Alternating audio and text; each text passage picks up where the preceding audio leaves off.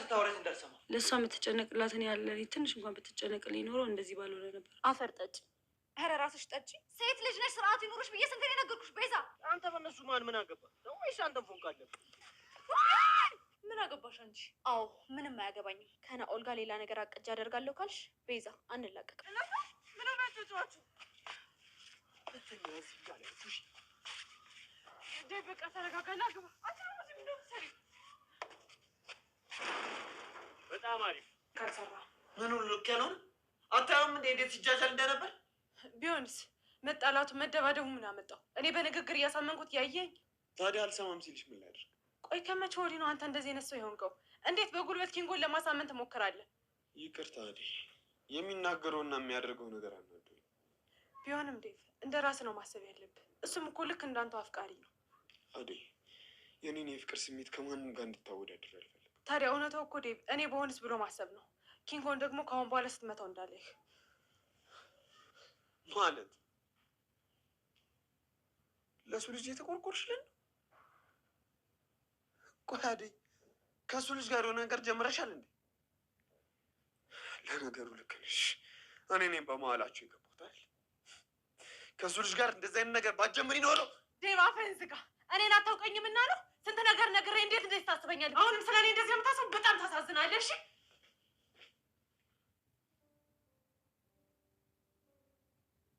ልካለሽ ናኦልን ደግሞ ለምን ፈልገሽ ነው? ምን አገባሽ? ወይ ደግሞ ቤቱ የምታውቂ ሆነ ስድሽ ለምን ደሞ አትወስጂኝ? ለምን ስልሽ እኮ ምን አገባሽ አልሽኝ። ሰው ምን አግብቶ ይነግርሻለሁ? ንቀትሽ አፍንጫሽ ድረስ ነው። ስልኩን ትሰጪኛለሽ አትሰጪኝ?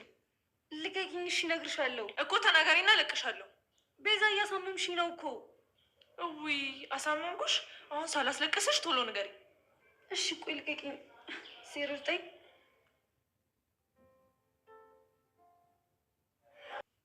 እንግዲህ ከዚህ በኋላ ይሄ ቤት እኔና አንቺ ነው ማለት እንዴ? ኤላ እየቀለድክ ነው አይደል? የምሬ ነው። ከዚህ በኋላ እዚህ ነው የምንኖረው። ያኛውን ቤት አከራይቼዋለሁ። ኤላ ተው በእናትህ አትዋሽ እንዴ! ማለት ቆይ እንዴት?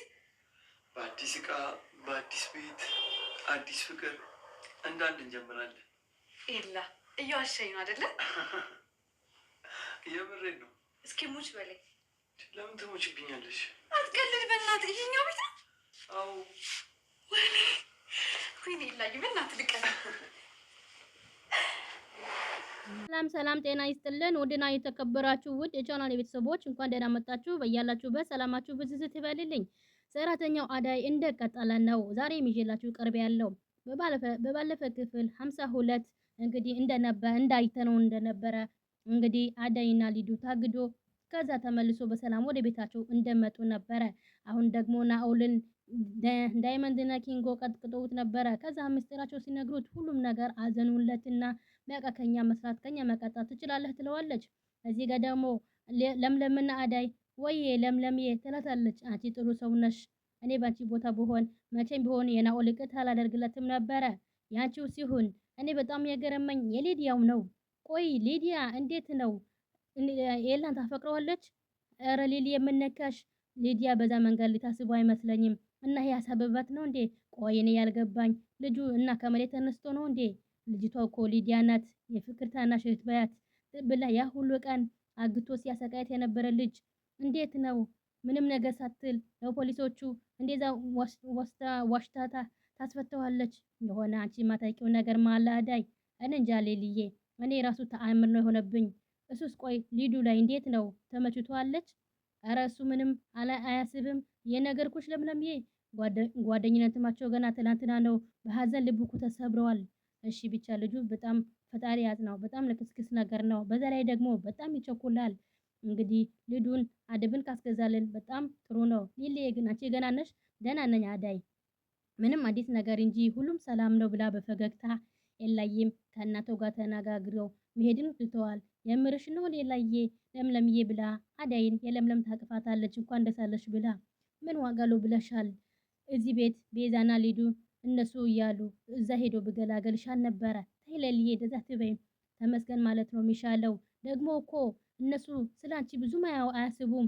አንቺ ይሄ ነገር ያስጨነቀሽ ጉዳይ ኤላ ትኩረት ላይ ሰጠው ይችላል። አንቺ ታጥብቂዋለሽ። ደግሞ እንደዚህ የተጨናነቅሽው ኤላን ማታሰለችው? አዎ አዳይ እሱማ እኔ ይሰለቸዋል ብዬ የተጨናነቅኩ ነው ትላታለች ለምለምን። ከዛ እንደዛ እያለች ቤዛ ትመጣና እናንተ እዚህ ምን ትሰራላችሁ?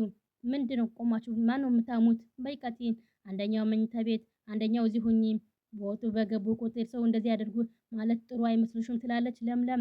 በጣም ታሳፍራለች ቤዛ።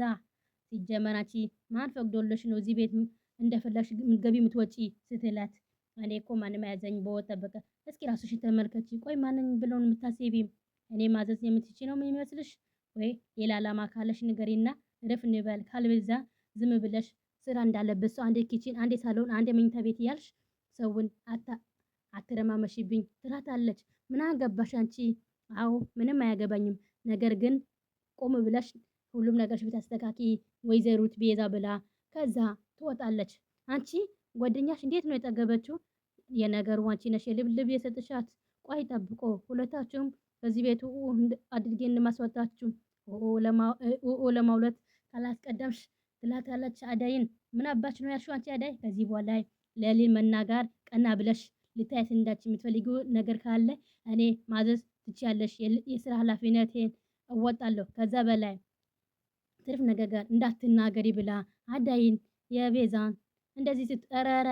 ቆይ እዚህ ቤት እነሱ ናቸው ወይስ እኔ ነኝ እዚህ ቤት ሰራተኛ?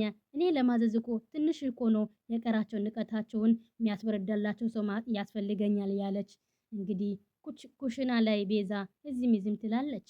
ከዛ በኋላ ሊዱ ወደ ክላሷን ቁጭ ብላ ነበረ።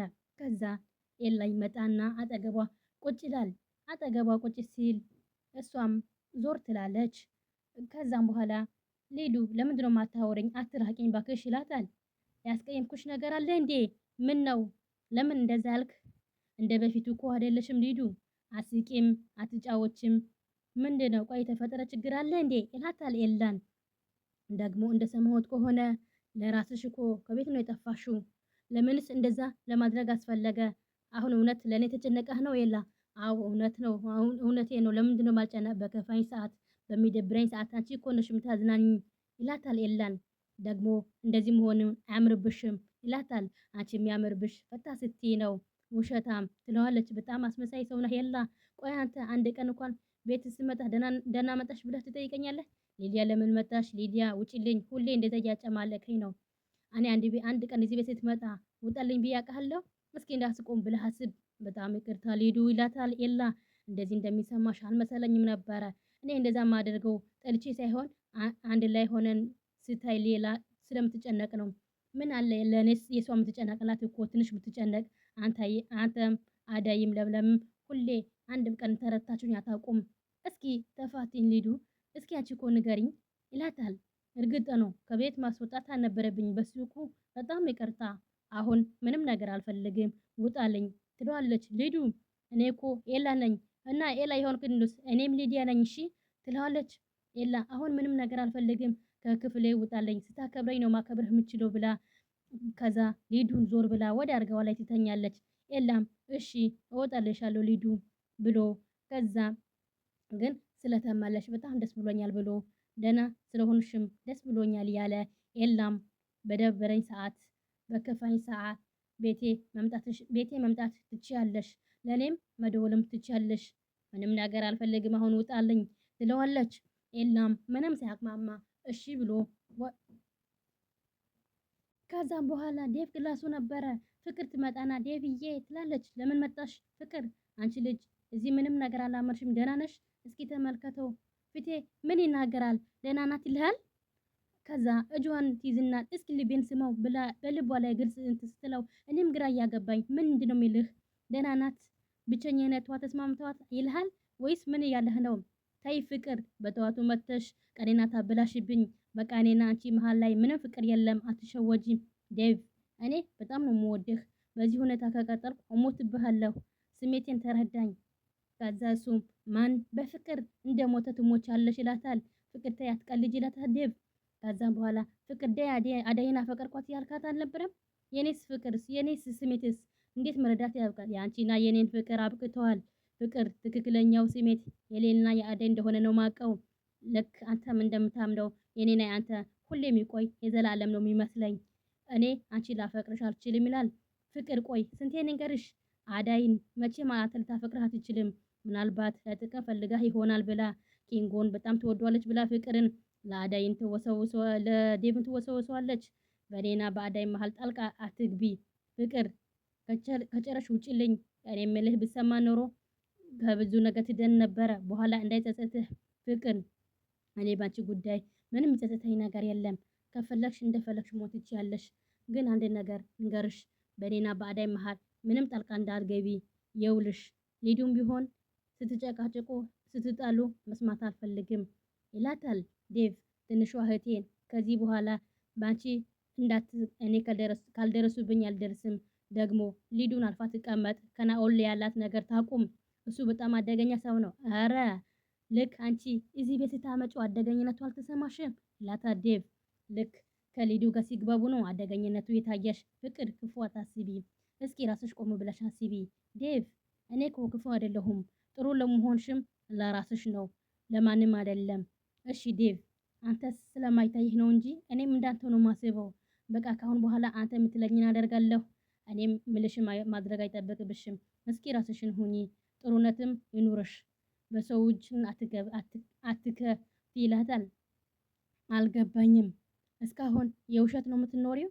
አዎ ይላታል ዴቭ። ማስመሰል ሳይጠብቅብሽ በራስሽን በጉን አስቢ ይላል። እሺ ቃል እገባለሁ ዴቭ። ካሁን በኋላ ጥሩ ሰው ሆናለሁ። ገና መጥተሽ አሁንም እንደዚህ ያለሽ ፍቅር ለእኔ ሳይሆን ለራስሽ ብለሽ ጥሩ ሁኚ። ጥሩነትሽ የሚጠቅምሽ ለራስሽ ነው ይላታል ዴቭ። ለእኔ የሚጨምርልኝ የሚቀንስልኝ ነገርም የለም። አዎ አንተ የምትወደው ከሆነ ማላደርገው ነገር የለም ትለዋለች ፍቅር።